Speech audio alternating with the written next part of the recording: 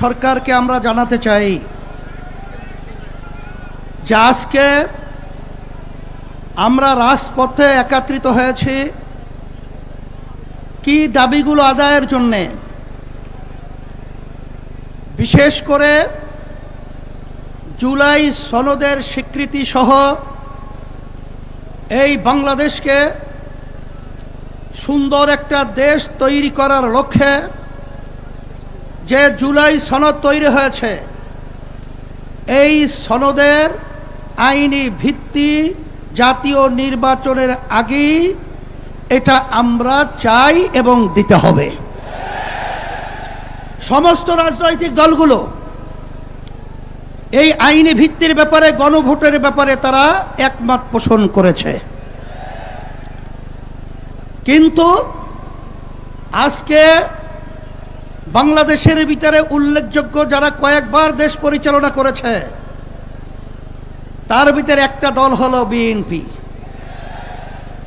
আজকে বিএনপি যে গণভোটের ব্যাপারে প্রস্তাব রেখেছে, যেদিন জাতীয় নির্বাচন সেদিন নাকি গণভোট। সম্মানিত আলোচকরা বলেছেন আপনারা জাতীয় নির্বাচন করবেন কোন আইনের ভিত্তিতে? সেই আইনের ভিত্তি হলো জুলাই সনদ যখন আইনে ভিত্তি পাবে তখন জাতীয় নির্বাচন আইনি ভিত্তি তৈরি হবে, অবৈধ নির্বাচন হবে।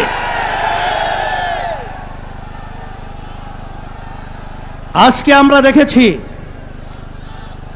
সেই পল্টন, সেই মোড়ের মধ্যে সেই 2024 জুলাই এবং আগস্ট, যখন জুলাইয়ের 17 তারিখ বাইতুল মুকাররমের উত্তর গেটে আমি তখন বলেছিলাম যে আজকে আমাদের সন্তানদেরকে যেভাবে পাখির মতো গুলি করে রাস্তার ভিতরে আজকে লুটিয়ে দেওয়া হচ্ছে, আমি বাংলাদেশের সর্বশ্রেণীর ছাত্র জনতা, আলেম ওলামা, হাফেজ সহ সবাইকে আহ্বান জানিয়েছিলাম যে এখন আমাদের ভোরে ঘরে বসে থাকার সুযোগ নেই, ঘরে বসে থাকার সময় নেই। আমরা আজকে রাস্তায় আসব, ফ্যাসিস্টকে উৎখাত করব, বাংলার জমি থেকে কাঁটাতারের উপরে নিক্ষেপ করব। হয়েছে তাই, বাংলাদেশ মুক্ত হয়েছে। সেই হিসাবে আজকে আমরা দেখেছি দুই শ্রেণীর মানুষ এখন দুই মেরুতে অবস্থান করছে। এর ভিতরে এক শ্রেণীর মানুষ হলো যারা নাকি আমরা দেশপ্রেমিক, আর এক শ্রেণীর হলো ক্ষমতা প্রেমিক। ফ্যাসিস্ট আওয়ামী লীগ সরকার তারা দেশপ্রেমিক ছিল না, তারা ছিল ক্ষমতা প্রেমিক। তারা কিন্তু এক পর্যায়ে আমাদের বাংলাদেশ থেকে পালিয়ে কাঁটাতার পার হয়ে ভারতে অবস্থান করছে।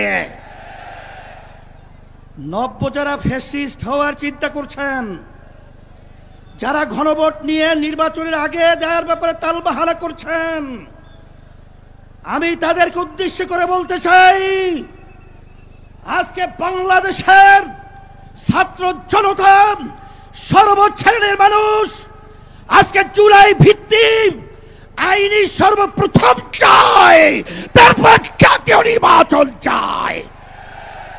কিন্তু আপনারা যদি এই জুলাই সনদ আইনি ভিত্তি দেওয়ার ব্যাপারে দড়িবসু করে থাকেন, আমাদের বাংলাদেশের 3 দিকে ভারতের কাঁটাতারের বেড়া, কিন্তু আপনারা পালাবেন কোথায়?